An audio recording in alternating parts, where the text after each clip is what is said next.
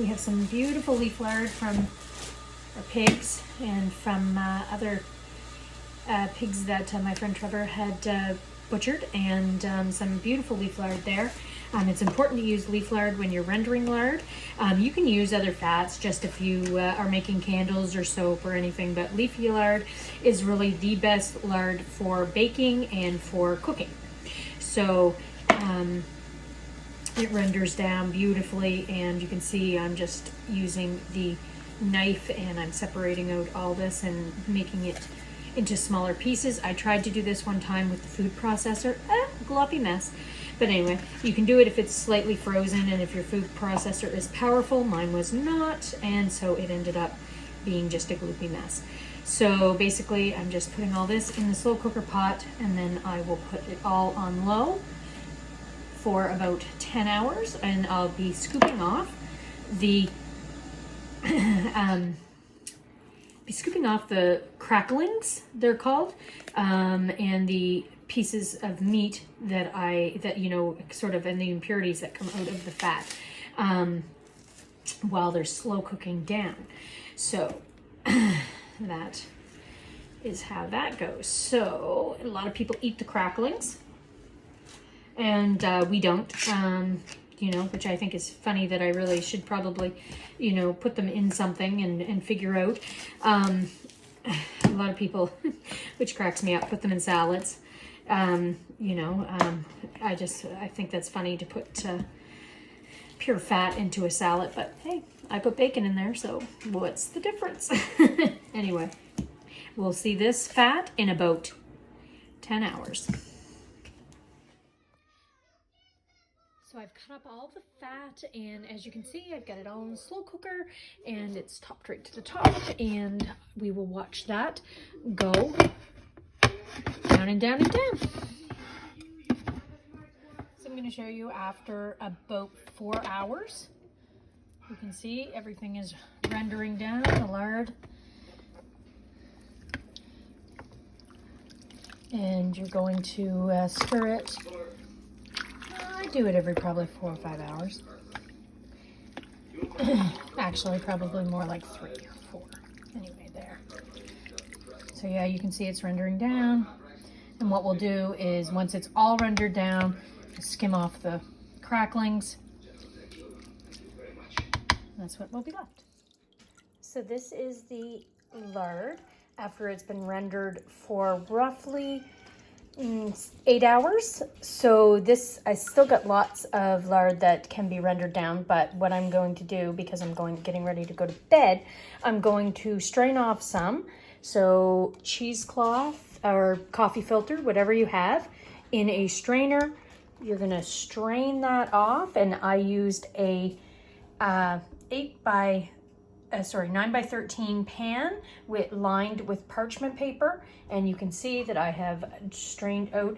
That will go to snow white, and I have strained out all the impurities with the coffee filters, and then I will pop this into the freezer after it cools and hardens, so into blocks. So I will do them into 1 cup or ½ cup blocks, and then that will be it. And then this I'm going to put back in the slow cooker tomorrow morning.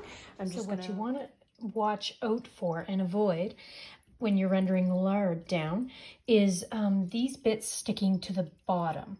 That will actually discolor your lard, and also what it will do is make the lard taste like pork.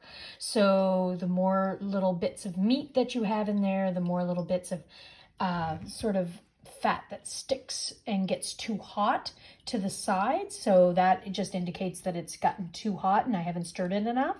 So what it does is actually gives it a piggy smell.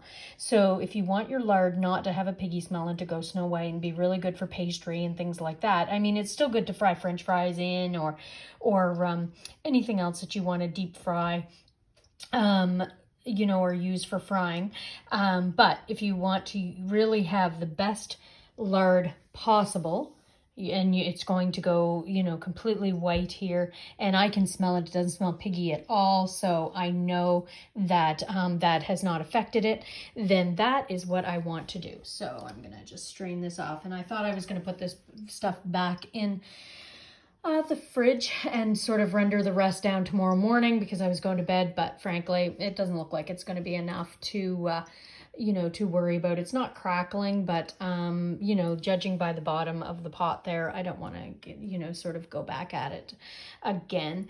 And yeah, so I think I'm just going to call it a night, and we're going to look at, you know, I've gotten at least 8 cups, and then I've gotten at least over here, oh gosh, I'm gonna say that those are, you know, easily 1, 2, 3, 4, 5, 6, 7, 8, 9, probably about 18 cups in this section here, and then I've got another 8 cups over here. So great day rendering lard down. Thanks for joining me.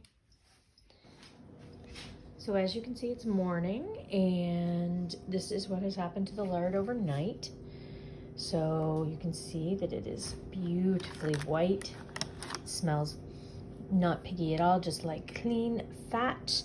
And I have done up 2 jars as well. I'm going to take 1 jar up to my butcher, the lovely Trevor Perry and crew in Chabot, and I'm going to let him put some of those in his biscuits and some pastry and everything like that. I find it easier to store in blocks, and I just pop it in the freezer, more so than I find it to,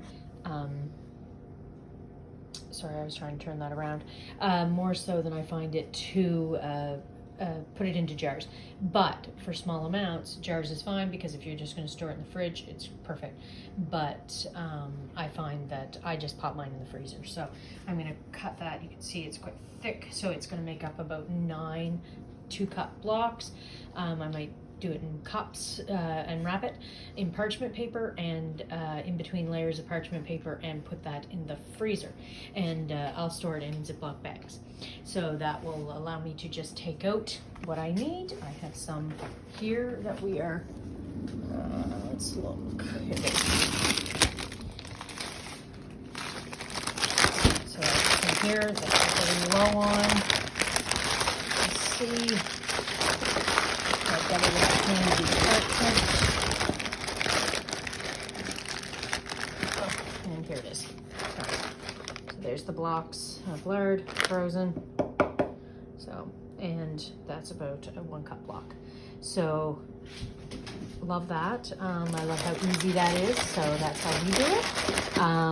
It's just, and I know it looks like a lot of work to do your, sorry, the eggs came in last night.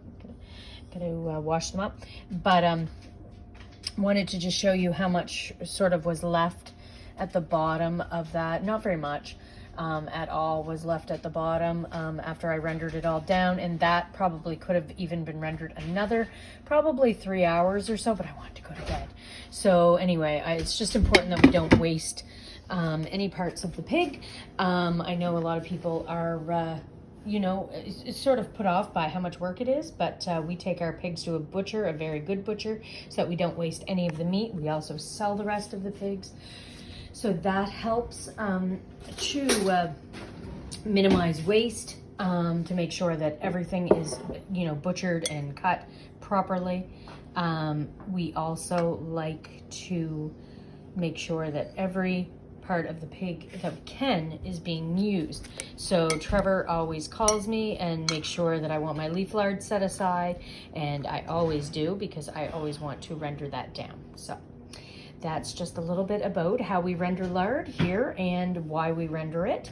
It's going to be used in biscuits and baking, and we'll even fry French fries in it, and for a treat, things like that. So I really encourage you to, you know, that if you're going to be raising your own pigs, make sure that you ask for the leaf fat, and that you can ask for other fat. It's just that the leaf fat is more desirable, and that is the one that we tend to save the most for rendering for cooking. I've also can render some more fat down for soap making. So actually, I was thinking about doing that. This is what I think about 2 o'clock in the morning, is rendering this bit down to use in soap.